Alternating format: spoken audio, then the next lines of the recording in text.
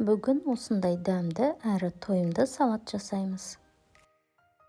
Ол үшін бізге қажет болатын заттар: тұздалған қияр, селедка, 2 жұмыртқа, 2 картоп, 1 сәбіз, майонез, тұз және сәндеу үшін қара қызыл уылдырық. Бірінші 1 картопты теркадан өткіземіз.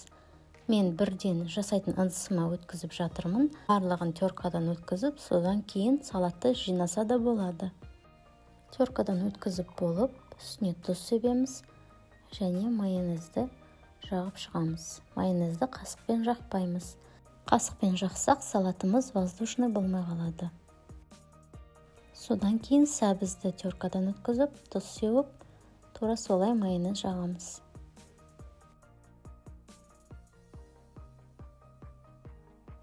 Келесі кезекте тұздалған қияр.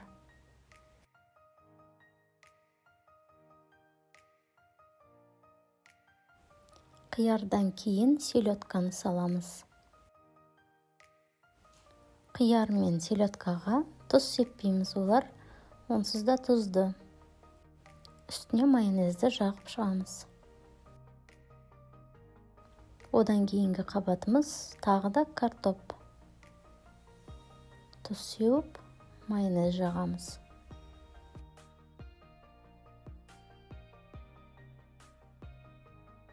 Жұмыртқаның ағы мен сарысын бөліп аламыз.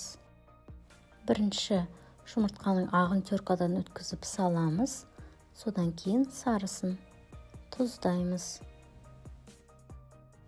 Ең соңында уылдырықпен осылай видеодағыдай сәндеп шығамыз. Осымен салатымыз дайын. Барлықтарыңызға ас болсын, сіздермен болған Гүлжанат.